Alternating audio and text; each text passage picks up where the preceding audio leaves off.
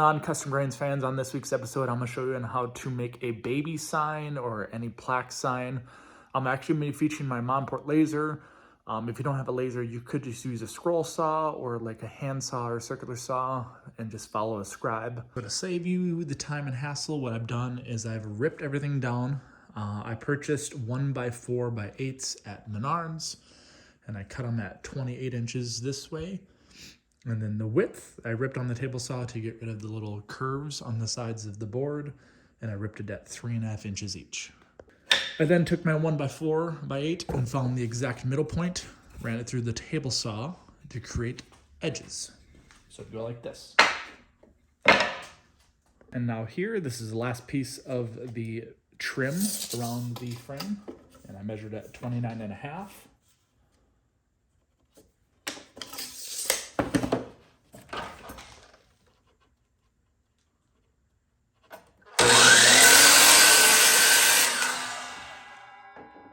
Take those cut pieces from the table saw, and that's what it's going to look like. Obviously, that'll have that. But off to sanding.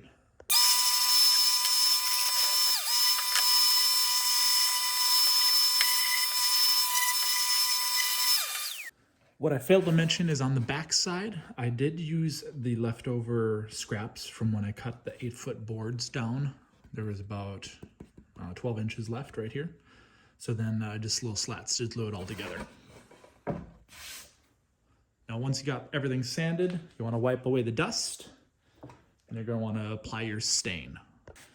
Now what I like to do for stain is I like to saturate the wood a lot, and then after I saturate it, wipe off the excess after about 5 minutes.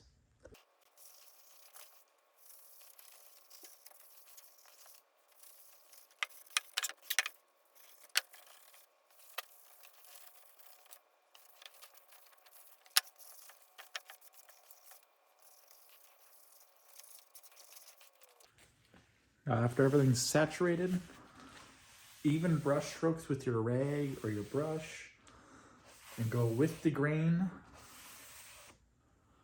just to wipe off the excess.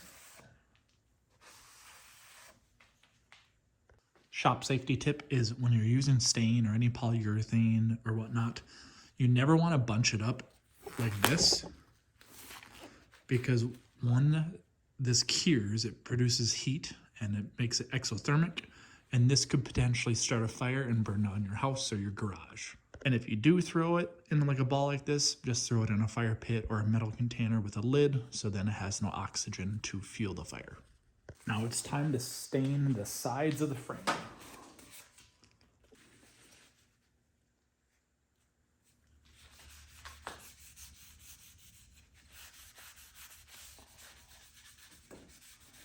Same process, just apply liberal amounts, and then just wipe away the excess after about 5 minutes.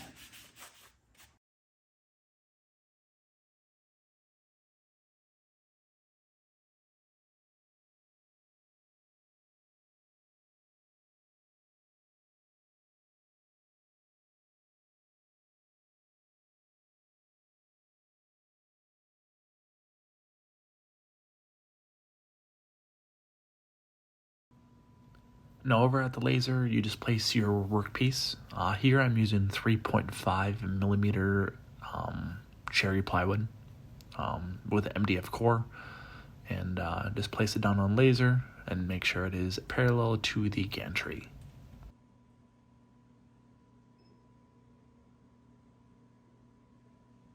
A little bit of a life hack for you for light burn users if you don't know this. I always like to frame out my laser projects. So right here, there's a little frame button. Click on that. That will frame where your laser is going to fire. So that way you make sure that the material is in the right place.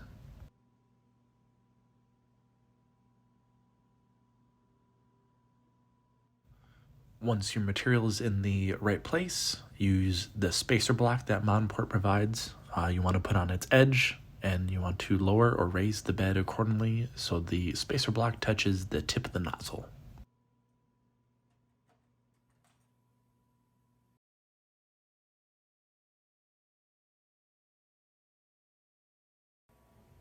previous clip was a little bit sped up, but this is real time. I am doing speed at 30, power at 80, and 3 cut passes.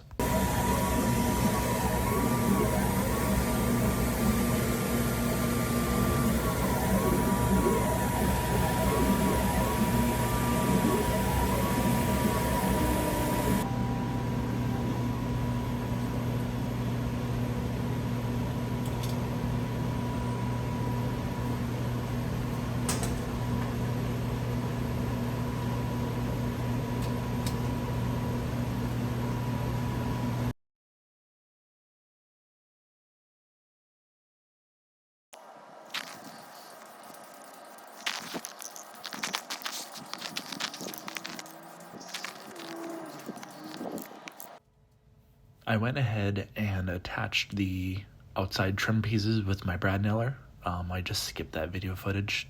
Very self-explanatory. I personally use a 23 gauge pin nailer and a little bit of glue. And then here, instead of like C8 glue, what I personally use is a 23 gauge pin nailer with 1/2-inch pins. And that just nails the words or letters or anything that you want to nail down to the workpiece. And pin nails are super, super, super small, so you'd really have to put your eye up close to the workpiece to see the little dots that the nails produce. And here are the final photos that I sent over to my client. She absolutely loved it, and I can't say thank you enough, Amanda, for choosing custom grains. Have a wonderful day, everyone.